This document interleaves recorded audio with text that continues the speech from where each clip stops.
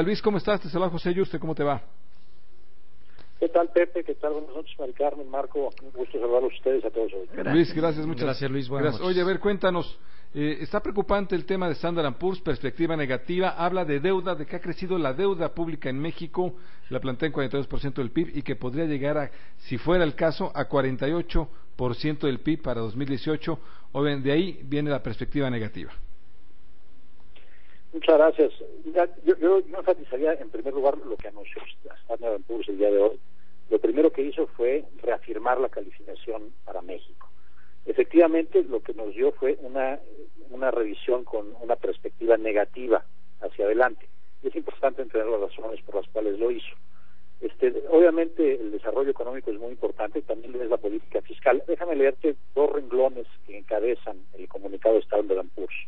Lo primero que dicen es que el historial de cautelosas políticas fiscales y monetarias de México ha contribuido a limitar los déficits gubernamentales y a la baja inflación, además de mantener una deuda externa moderada.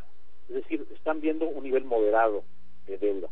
Sin embargo, revisan la perspectiva de las calificaciones de largo plazo negativa de estable para reflejar la posibilidad de al menos desde una baja en la calificación en los próximos 24 meses si el nivel de deuda del gobierno general o la carga de intereses presenta un deterioro superior a nuestras expectativas. Es decir, lo que están viendo ellos en el escenario central es un escenario que ahorita me gustaría comparar con lo que tenemos en finanzas públicas nosotros, y dicen, hay vulnerabilidades. Lo que nos están diciendo es ratificar lo que hemos venido diciendo hace algún tiempo.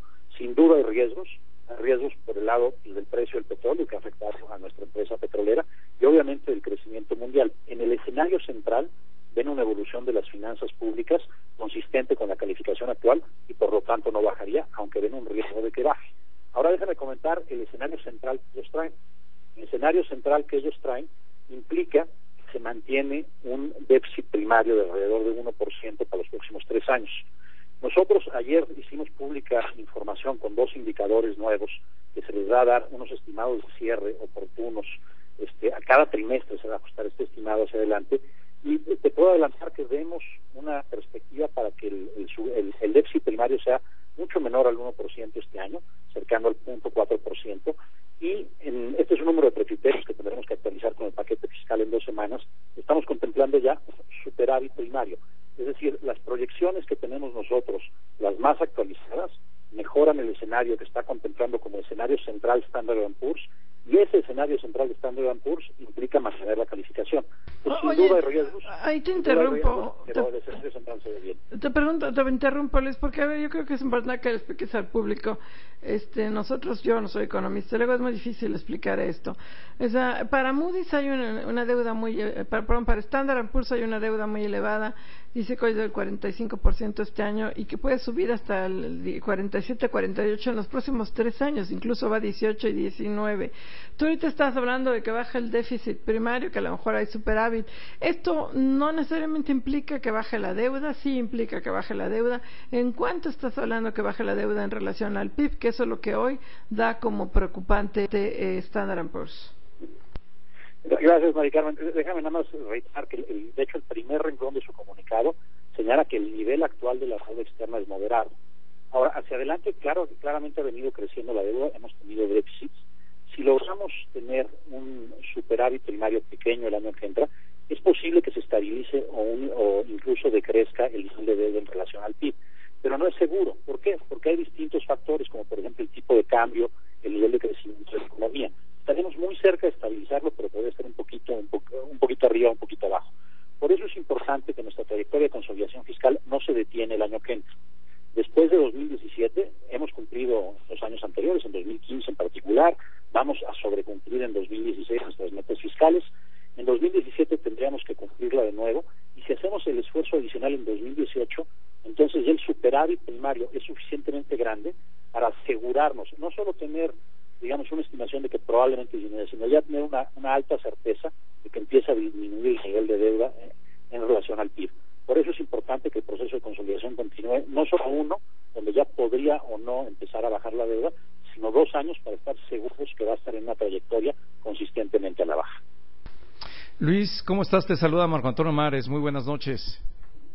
¿Qué tal? Buenas noches, Marco, qué gusto saludarte. Igualmente, Luis, entonces estamos muy bien, pero nos revisan a la baja. porque sí, efectivamente, lo que dice como antecedente, como contexto Standard & Poor's es que hasta este momento pues ven un nivel que pues realmente no es preocupante, pero sí hacia adelante. Por eso la pregunta de en cuánto va a reducirse el nivel de deuda, es estrictamente hablando de la deuda, para que pues no sé, en menos de los 2 años que da Standard & Poor's pudiera eventualmente recuperar el nivel positivo que tenía la perspectiva mexicana. Gracias, Marco. Y de nuevo, yo creo que es importante entender lo que significa la perspectiva negativa. Ellos en su escenario central, si se cumplen las premisas que ellos mismos consideran más probables, ven una calificación consistente con la que tenemos actualmente, es decir, no bajar la calificación. Lo que ven son riesgos hacia adelante, y en particular riesgos que podemos motivar de distintas maneras, pero que tienen muy claramente que ver con el precio del petróleo y el crecimiento económico. Entonces, lo que estamos haciendo es haciendo una consolidación fiscal bastante importante, que ya empezó hace 2 años y que continúa este año. De hecho, el día de ayer anunciamos que los requerimientos financieros del sector público, que es la medida más amplia del déficit, en lugar de ser 3,5%, van a ser 3% este año. Entonces, vamos en ruta de esta consolidación fiscal.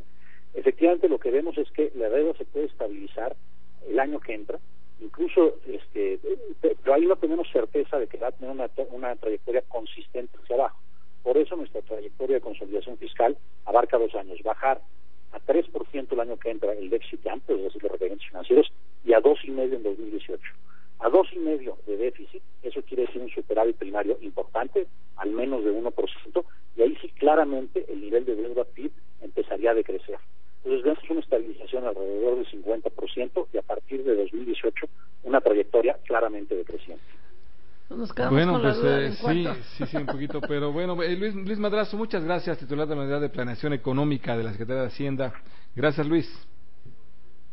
Muchas gracias a los tres y buenas noches. Nos vemos. Gracias.